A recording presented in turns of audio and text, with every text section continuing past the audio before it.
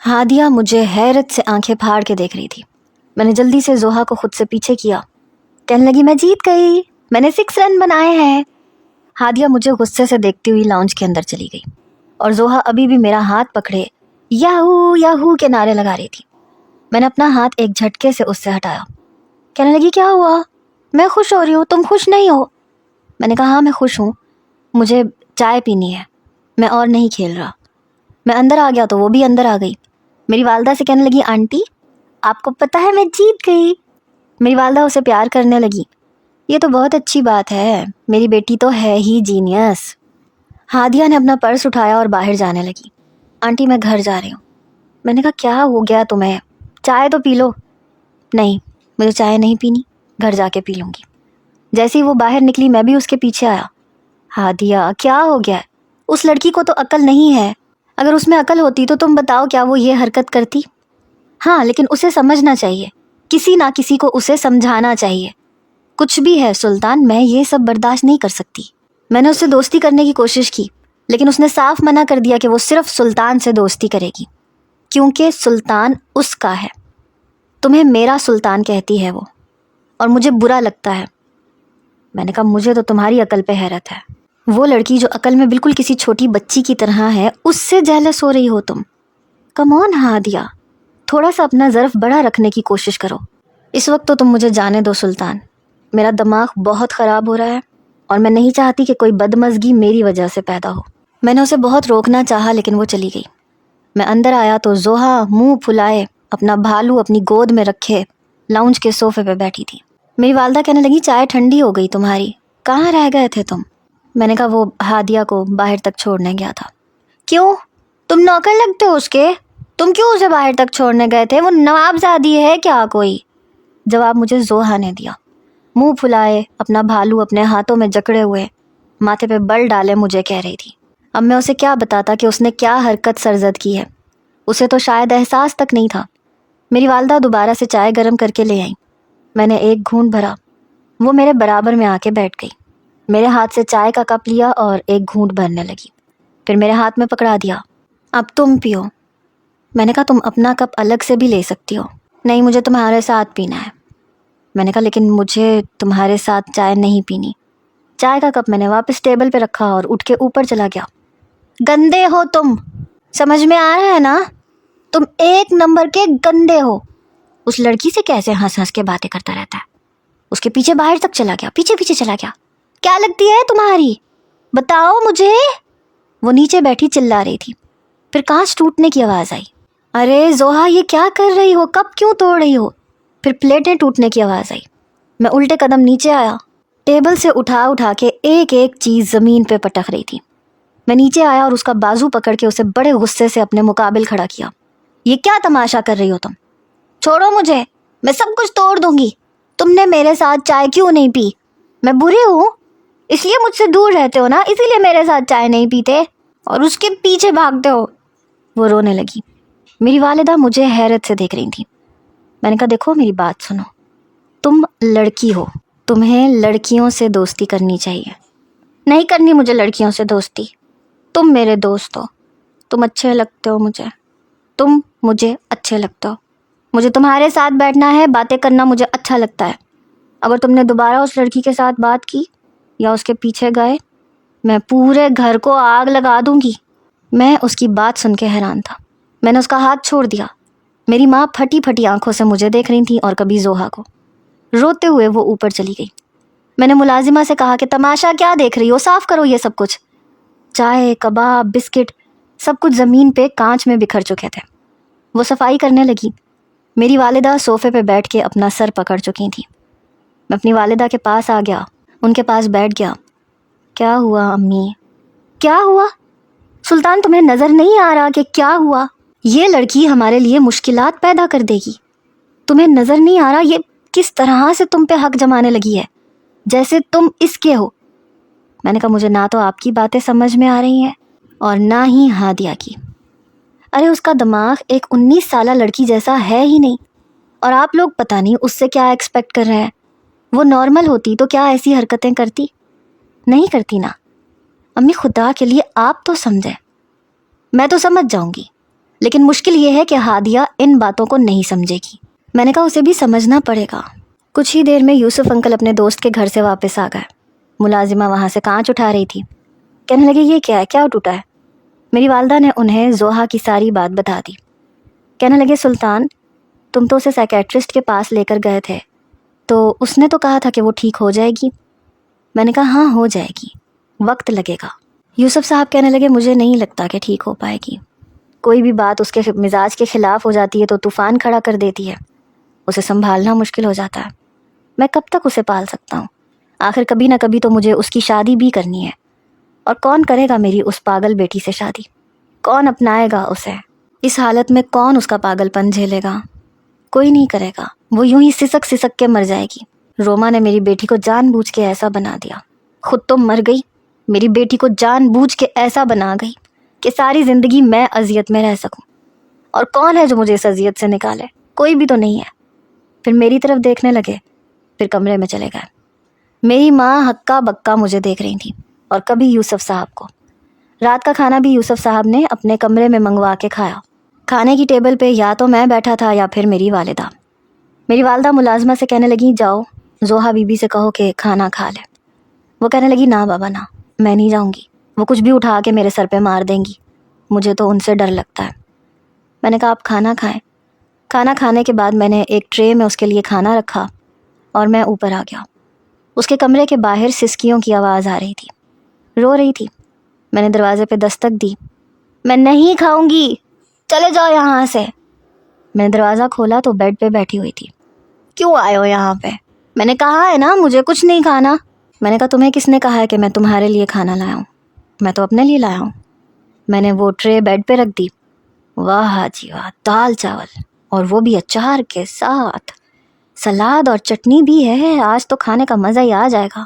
اسے شاید شدت سے بھوک لگی تھی، کیونکہ کرکٹ بھی کھیلا تھا اس نے اور ابھی تک کچھ کھایا بھی نہیں تھا۔ وہ غور سے پلیٹ دیکھ رہی تھی۔ میں نے دال کی پیالی میں سے دال لی، چاولوں پہ ڈالی، اچار ڈالا، سلاد ڈالا، سب کچھ چمچ میں بھر کے میں نے منہ میں ڈالا۔ اوہ ہو کیا مزے کی دال بنی ہے۔ وہ کھانے کو للچائی ہوئی نظروں سے دیکھ رہی تھی۔ پھر میری نظروں سے تصادم ہوا تو رخ بدل گئی۔ اپنے کمرے میں جا کے کھاؤ، میرے سامنے کیوں کھا رہے ہو؟ میں نے کہا تم بھی کھا سکتی ہو۔ پھر اس نے میری طرف دیکھا۔ میں کیوں کھاؤں تمہارے ساتھ؟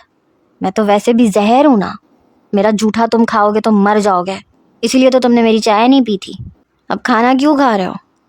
میں نے کہا اچھا، آئی ایم سوری، میں غصے میں تھا، چلو کھا لو شاباش۔ میں نے کہا تو کہنے لگی اپنے ہاتھ سے کھلاؤ، پھر کھاؤں گی میں۔ میں نے کہا تم بچی تو نہیں ہو؟ کہنے لگی تو اور کیا، بچی ہی تو ہوں، اتنی بڑی تو نہیں ہوئی ہوں میں، کھلا دو نا اپنے ہاتھ سے۔ میں نے اسے اپنے ہاتھ سے کھانا کھلایا۔ کہنے لگی یہ تو بہت مزے کا ہے۔ میں نے کہا تم مجھے اس وقت بہت بری لگتی ہو جب تم چیزیں توڑتی ہو۔ تو کہنے لگی ہاں تو تمہیں اپنا آپ نظر نہیں آتا؟ تم نے کیوں میرے ساتھ چائے نہیں پی؟ اور تم اس لڑکی کے پیچھے کیوں بھاگ کے گئے تھے؟ میں نے کہا وہ لڑکی میری کزن ہے۔ کہنے لگی جو بھی ہے، تمہاری تو کچھ نہیں ہے نا، دیکھو تم صرف میرے ہو، کسی اور لڑکی کے ساتھ بیٹھتے ہو باتیں کرتے ہو تو مجھے برا لگتا ہے۔ میں نے کہا یہ کتنی بری بات ہے جو تم کہہ رہی ہو، میں تمہارا بھائی ہوں۔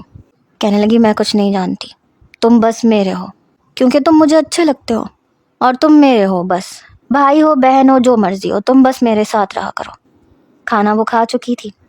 اب میں یہ سوچ رہا تھا کہ اسے اپنے اور ہادیہ کے رشتے کے بارے میں بتا دوں۔ میں نے کہا تم جانتی ہو وہ لڑکی جو تم سے دوستی کرنے آئی تھی وہ کون ہے؟ کہنے لگی کون ہے؟ میں نے کہا وہ میری منگیتر ہے۔ کہنے لگی منگیتر کیا ہوتا ہے؟ میں نے کہا منگیتر وہ ہوتی ہے جس کے ساتھ انسان کی شادی ہوتی ہے۔ کہنے لگی اور شادی کیا ہوتی ہے؟ میں نے کہا وہ بھی کچھ ہوتا ہے، تمہیں نہیں پتا تو میں کیا کہہ سکتا ہوں۔ کہنے لگی وہ تمہاری کچھ ہوتی ہو یا نہ ہوتی ہو، آج کے بعد میں اسے تمہارے ساتھ باتیں کرتے ہوئے نہ دیکھوں، مجھے وہ اچھی نہیں لگتی۔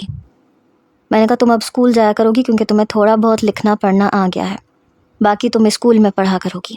میں نے نہیں جانا کہیں بھی، یہ اسکول کیا ہوتا ہے؟ اسے کچھ بھی تو نہیں پتا تھا۔ بڑی مشکل سے میں نے ایک اکیڈمی میں اس کا داخلہ کروایا تاکہ وہ بچوں میں اٹھے بیٹھے اور ان میں پڑھے، اسے دنیا کا پتہ چلے۔ پھر میں نے اس سے کہا کہ کل میں تمہیں خود لے کے جاؤں گا اور تم وہاں پہ کوئی شرارت نہیں کرو گی، کسی سے لڑو گی نہیں، اچھا پڑھو گی، اور وہاں کوئی ٹیچر تمہیں کچھ نہیں کہیں گے، ڈانٹیں گے بھی نہیں۔ میں انہیں پہلے ہی سمجھا چکا تھا کہ اس لڑکی کو نہ ڈانٹا جائے نہ پریشان کیا جائے۔ اگلے روز میں اسے اکیڈمی لے کے گیا تو میرا ہاتھ بہت زور سے پکڑ رکھا تھا۔ میڈم نے بڑے پیار سے اس سے بات کی کہ ٹیچر تمہیں کھلائیں گی، ٹیڈی بیئرز دیں گی اور وہ تمہیں بہت اچھا پڑھائیں گی، لیکن اس نے میرا ہاتھ بڑی مضبوطی سے پکڑ رکھا تھا۔ کچھ ہی دیر میں ایک ٹیچر وہاں آ گئی۔ آؤ زوہا، میرے ساتھ آؤ، ہم کھیلیں گے۔ میں نے کہا زوہا میرا ہاتھ چھوڑو، ٹیچر کے ساتھ جاؤ۔ وہ نفی میں سر ہلانے لگی۔ مجھے کہیں نہیں جانا، مجھے تمہارے ساتھ رہنا ہے۔ دیکھو میرا ہاتھ چھوڑو، میں تمہیں لینے آؤں گا، پھر میں تمہیں چاکلیٹ بھی دلواؤں گا اور ٹیچر بھی تمہیں چاکلیٹ دیں گی۔ لیکن وہ مسلسل نفی میں سر ہلا رہی تھی، میرا ہاتھ بہت زور سے پکڑ رکھا تھا۔ میڈم یہ دیکھ کے کہنے لگیں کہ آپ ایسے کریں، آپ اس کے ساتھ کلاس میں چلے جائیں۔ میں اسے لے کے کلاس میں آ گیا۔ وہاں چھوٹے چھوٹے بچے تھے، کوئی پڑھ رہا تھا، کوئی کھلونوں سے کھیل رہا تھا۔ میں نے کہا دیکھو یہ سب تمہارے دوست ہیں۔ کہنے لگی نہیں، تم میرے دوست ہو۔ میں نے کہا ہاں، لیکن ان سب سے بھی دوستی کرو، دیکھو کتنے پیارے پیارے بچے ہیں، ان کے ساتھ بیٹھو، باتیں کرو، ان کے ساتھ کھیلو، اور پھر تمہیں چاکلیٹ بھی تو ملے گی۔ وہ نفی میں سر ہلانے لگی۔ میرا بازو اپنے دونوں ہاتھوں سے زور سے پکڑ لیا۔ نہیں، میں تمہارے ساتھ گھر واپس جاؤں گی۔ اس کی بے جا ضد سے میں تنگ آ چکا تھا۔ زوہا میں تم سے ناراض ہو جاؤں گا، میں تم سے کبھی بات نہیں کروں گا۔ تم یہاں رکو گی اور بچوں کے ساتھ پڑھو گی بھی اور کھیلو گی بھی، ورنہ پھر میں تم سے بات نہیں کروں گا۔ وہ میری ناراضگی برداشت کر ہی نہیں سکتی تھی، اس لیے میرا ہاتھ چھوڑ دیا۔ روتے ہوئے ایک کرسی پہ جا کے بیٹھ گئی۔ میں واپس آ گیا، اپنے آفس آیا۔ واپسی میں 5 بجے مجھے اسے لینا تھا تاکہ گھر میں بھی کچھ امن رہ سکے اور اس کا دل بھی وہاں لگ سکے۔ 5 بجے جب میں اسے لینے گیا تو اس کی ٹیچر کہنے لگی کہ اس لڑکی نے نہ کچھ کھایا ہے، نہ کچھ پیا ہے، اور نہ ہی کسی بچے کے ساتھ کھیلا ہے، یہ بس تب سے اسی ایک کرسی پہ بیٹھی ہے۔ میں نے کہا آہستہ آہستہ اس کا دل لگ جائے گا۔ کہنے لگی اچھا چلیں دیکھ لیتے ہیں۔ میں اسے لینے گیا تو وہ اٹھ کے میرے ساتھ آ گئی۔ گاڑی میں فرنٹ سیٹ پہ وہ میرے ساتھ ہی بیٹھی۔ میں نے کہا تم نے کھانا کیوں نہیں کھایا، چاکلیٹ کیوں نہیں کھائی؟ میں کچھ نہیں کھاؤں گی اور میں پڑھوں گی بھی نہیں، میں کسی بچے سے دوستی نہیں کروں گی، میں بس روز وہاں جاؤں گی، ایک کرسی پہ بیٹھوں گی اور بیٹھی رہوں گی، بیٹھی رہوں گی، بیٹھی رہوں گی۔ پھر چھٹی ہوگی اور تم مجھے لینے آؤ گے اور میں تمہارے ساتھ واپس آؤں گی۔ میں کچھ نہیں کھاؤں گی، میں کچھ نہیں کروں گی۔ میں نے کہا اگر تم ایسے کرو گی تو پھر میں تم سے بات نہیں کروں گا۔ اس نے یہ بات سن کے برجستہ میری طرف دیکھا۔ تم بہت گندے ہو، تم بہت برے ہو، جب سے وہ لڑکی آئی ہے نا تب سے تم گندے بچے بنے ہوئے ہو، تم بہت برے ہو گئے ہو، میں تم سے کٹی کر دوں گی۔ اپنے ہاتھ کی سب سے چھوٹی انگلی اس نے میری طرف کی۔ میں نے کہا ہاں ٹھیک ہے، کٹی تو پھر کٹی۔ میں نے بھی اپنے ہاتھ کی چھوٹی انگلی اس کی چھوٹی انگلی سے ٹکرا کے کہا آج کے بعد مجھ سے بات مت کرنا، جب تم میری نہیں مانو گی تو پھر میں بھی تم سے بات نہیں کروں گا، میں بھی تمہارے ساتھ کرکٹ نہیں کھیلوں گا، تمہارے ساتھ کھانا بھی نہیں کھاؤں گا۔ میری بات سن کے رونے لگ گئی۔ تم بہت بدتمیز ہو، تم بہت برے ہو، جان بوجھ کے ایسی باتیں کر رہے ہو نا تاکہ میں پڑھوں۔ میں نے کہا میں چاہتا ہوں کہ تم پڑھو، بچوں کے ساتھ کھیلو اور ویسی رہو جیسے تمہیں رہنا چاہیے۔ کہنے لگی اگر میں ایسے کروں گی تو کیا تم میرے ہو جاؤ گے؟ اس کی بات پہ برجستہ میں نے اس کی طرف دیکھا تھا۔ میں نہیں جانتا تھا کہ سامنے سے گاڑی آ رہی تھی، بہت تیز رفتاری میں۔ وہ بری طرح سے چلائی سلطان گاڑی! میں نے سامنے دیکھا، جلدی سے اسٹیئرنگ گھما دیا۔ ہمارا بہت برا ایکسیڈنٹ ہوتا لیکن ہم بال بال بچے۔ وہ اپنا چہرہ چھپا کے چلانے لگی، چیخنے لگی۔ میں نے اس کا ہاتھ پکڑا، زوہا کچھ نہیں ہوا، سب ٹھیک ہے۔ میں نے گاڑی ایک طرف کھڑی کر دی، لیکن وہ مسلسل چلائے جا رہی تھی جیسے کہ اس کے بس میں نہ ہو۔ میں اس کے دونوں بازو پکڑ کے اچھی طرح سے جھنجھوڑ چکا تھا۔ ہوش میں آؤ، کچھ بھی نہیں ہوا ہے۔ نہیں گاڑی لگ گئی، میں مر گئی۔ اس کی ہذیانی سی کیفیت دیکھ کے مجبوراً مجھے اس کے منہ پہ زوردار تھپڑ مارنا پڑا، تب جا کے وہ ہوش میں آئی۔ اسے اس بات کا یقین ہی نہیں آ رہا تھا کہ میں نے اسے تھپڑ مارا ہے۔ میں جا کے تمہاری شکایت تمہاری امی سے کروں گی، تمہارے بابا سے کروں گی۔ میں نے کہا ہاں ٹھیک ہے کر دینا، لیکن اب تمیز سے بیٹھو اور چیخنا چلانا بند کرو۔ پاگل کر کے رکھ دیا ہے تم نے مجھے، جب سے میری زندگی میں آئی ہو میری زندگی کو تم نے جہنم بنا کے رکھ دیا ہے۔ میں کب تک ضبط کا دامن تھامے رکھتا، جب گاڑی بنگلے کے اندر میں نے پارک کی تو وہ گاڑی سے نیچے اتر کے دوڑتی ہوئی اندر چلی گئی۔ جب میں اندر آیا تو یوسف صاحب کے ساتھ لگی ہوئی تھی۔ سلطان نے مجھے بہت مارا ہے، بہت زور سے مارا ہے، اور میں رو رہی ہوں، اور میں روتی رہوں گی، اور میں روتی رہوں گی، روتی رہوں گی، روتی رہوں گی۔ ایک ہی بات کو 3 دفعہ بولتی تھی۔ میرے والد کہنے لگے کیا ہوا ہے؟ میں نے کہا کچھ نہیں بابا، گاڑی کا ایکسیڈنٹ ہونے لگا تھا۔ لیکن یہ بلا وجہ ڈر گئی، تب سے چیخے جا رہی تھی، اور سب لوگ مجھے دیکھ رہے تھے جیسے پتہ نہیں میں اسے اغوا کر کے کہیں لے کے جا رہا ہوں۔ خواہ میں اگر پولیس کے سامنے ایسی حرکتیں کرتی تو میں تو بری طرح پھنس جاتا، اسے تمیز ہی نہیں ہے۔ یوسف صاحب نے زوہا کو کہا بیٹا چیخ کیوں رہی تھی؟ یہ مجھے مارنا چاہتا ہے، یہ گاڑی مارنا چاہ رہا تھا، میں نے اس سے کہا، ورنہ یہ گاڑی مار چکا ہوتا، میں مر جاتی۔ یوسف صاحب اس کا سر سہلانے لگے۔ آج کے بعد تم اس سے بات ہی نہیں کرنا، یہ گندا ہے۔ ہاں یہ بہت گندا ہے، لیکن پھر بھی میں اس سے بات کروں گی۔ یہ گندا ہے لیکن پھر بھی مجھے اچھا لگتا ہے۔ سب کے سامنے بے دھڑک جو اس کا دل چاہتا تھا بول جاتی تھی۔ انہی دنوں ہادیہ کے والد کا فون آنے لگا کہ وہ ہادیہ کی شادی کرنا چاہتے ہیں۔ میری والدہ کہنے لگیں کہ جب ہادیہ کی تعلیم مکمل ہو گئی ہے اور سلطان نے بھی کام کاروبار سنبھال لیا ہے تو ہمیں دیر نہیں کرنی چاہیے۔ لیکن یوسف صاحب چپ تھے، کچھ بھی نہیں بولے۔ انہوں نے کہا کہ آپ بتا نہیں رہے، کیا چاہتے ہیں آپ؟ کہنے لگے جو میں چاہتا ہوں وہ تم کرو گے نہیں۔ میں نے کہا ایسے کیوں کہہ رہے ہیں، آپ کیا چاہتے ہیں؟ آپ چاہتے ہیں کہ ابھی میری شادی نہ ہو تو کوئی بات نہیں؟ کہنے لگے نہیں، میں تمہاری شادی کرنا چاہتا ہوں لیکن ہادیہ کے ساتھ نہیں۔ یہ سن کے ہم ماں بیٹے کو جھٹکا لگا تھا۔ میں تمہاری شادی زوہا سے کرنا چاہتا ہوں، کیونکہ اگر میری بیٹی ٹھیک ہو سکتی ہے تو اسے تم ٹھیک کر سکتے ہو، کوئی اور نہیں کر سکتا۔ لیکن تم ایسا نہیں کرو گے، میں جانتا ہوں، کیونکہ تم کیوں کسی پاگل لڑکی سے شادی کرو گے اور اسے سنبھالو گے۔ میری والدہ اور میں بالکل گمسم بیٹھے تھے۔ ان کی آنکھوں سے آنسو بہنے لگے۔ کہنے لگے آج اگر میرے اختیار میں ہوتا تو میں اپنی جان دے کے اپنی بیٹی کو ٹھیک کر لیتا، لیکن ظاہر سی بات ہے تم ایسا کیوں کرو گے؟ پھر اٹھ کے کھڑے ہو گئے۔ کہنے لگے تم دونوں کو جو ٹھیک لگتا ہے کر لو۔ کمرے سے باہر جانے لگے تو میری والدہ کہنے لگیں کہ جو بھی فیصلہ سلطان کے لیے آپ کریں گے یہ اسے مانے گا، میرا بیٹا انکار نہیں کرے گا۔ اور میں اپنی ماں کی شکل دیکھ رہا تھا۔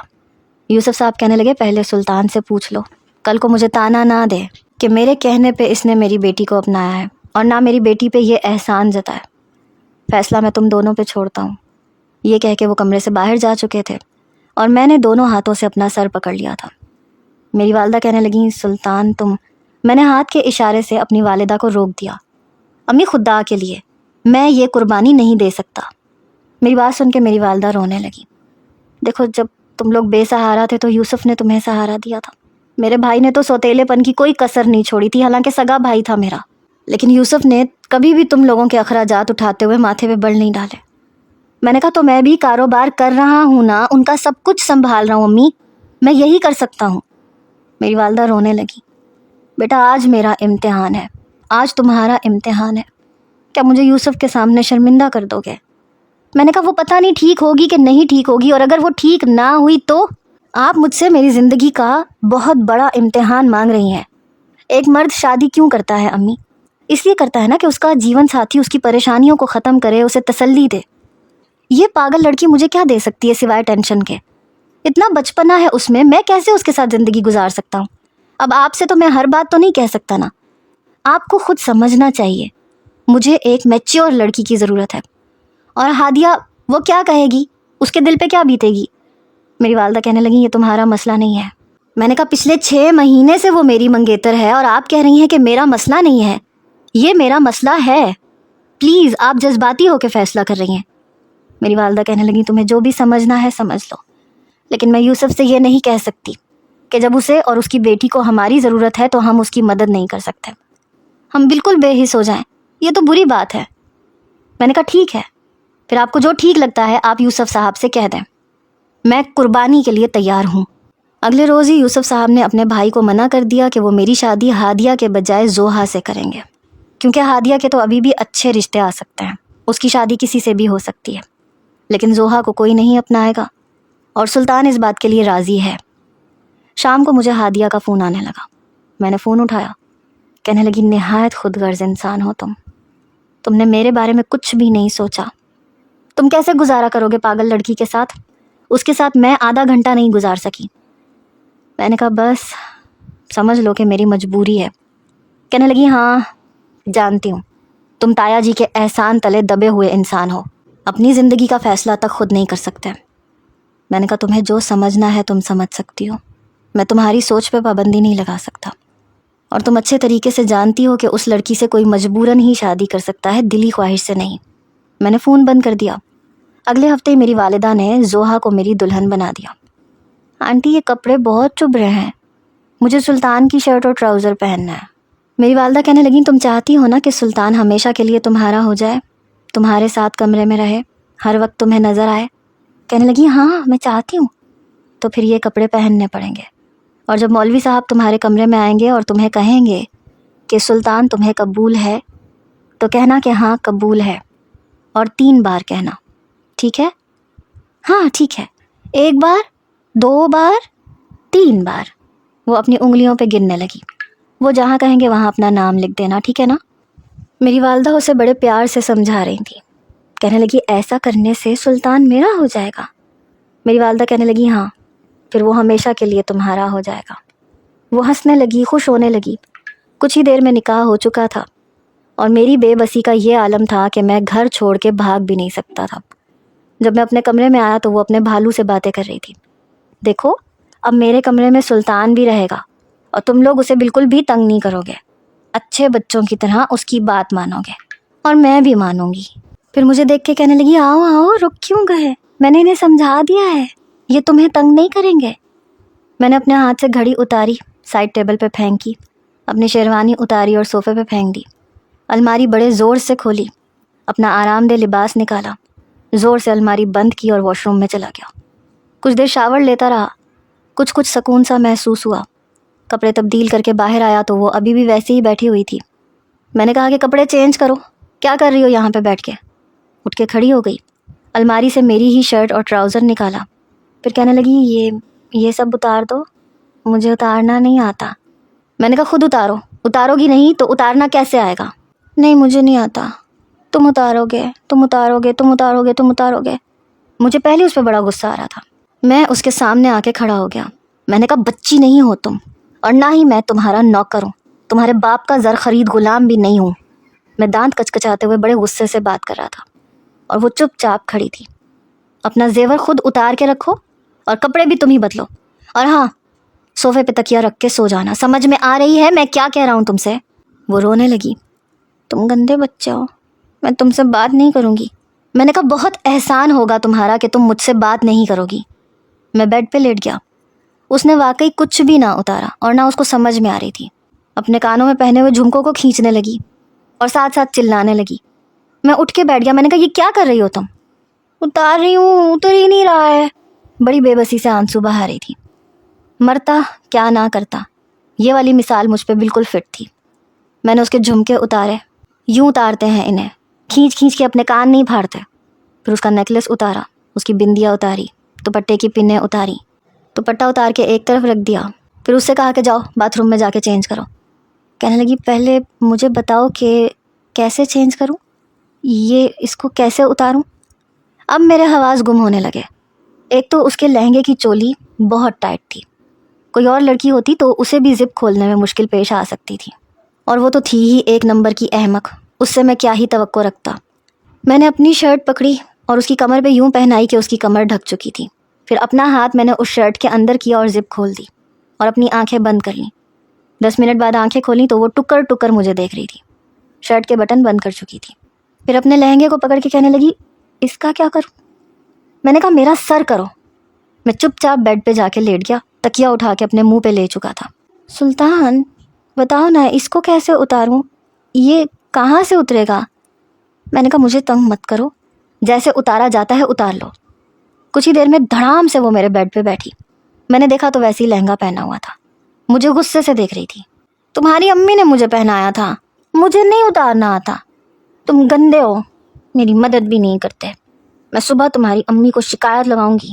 میں نے کہا میں انسان ہوں زوہا، مجھے انسان ہی رہنے دو تو بہتر ہے۔ خبردار جو تم نے صبح کوئی بھی بات کسی کو بھی بتائی، میں تمہارا گلا دبا دوں گا۔ میں کچھ بھی کر سکتا تھا مگر وہ نہیں جو زویا کہہ رہی تھی۔ میں ایک مرد تھا اور جذبات سے عاری نہیں تھا۔ ایک لڑکی جو میرے نکاح میں تھی اسے اپنے سامنے یوں دیکھ کر میں نہیں چاہتا تھا کہ میں اپنا ضبط کھو دوں. صوفے پہ جا کے سو. میری بات سن کے کہنے لگی نہیں میم، میں بیڈ پہ سوؤں گی، میرے ٹیڈی بیئرز بھی میرے ساتھ سوئیں گے. میں نے تکیہ اٹھایا اور میں صوفے پہ جا کے لیٹ گیا. وہ بیڈ پہ لیٹ گئی، اپنے ٹیڈی بیئر کو گلے لگا کے سو چکی تھی. چہرے پہ میک اپ ویسے ہی لگا ہوا تھا. اس کا رخ میری جانب تھا. میں نے آنکھیں بند کر لیں. وہ گہری نیند سو چکی تھی لیکن میں کروٹ پہ کروٹ بدلنے لگا. صوفے پہ میں ٹھیک سے سو نہیں پا رہا تھا، اس لیے کچھ ہی دیر بعد بیزار ہو کے میں بیڈ پہ آ کے لیٹ گیا. کروٹ دوسری طرف کر لی. کچھ ہی دیر میں سو بھی گیا. مگر نہ جانے رات کا کون سا پہر تھا جب مجھے لگا کہ میری کمر پہ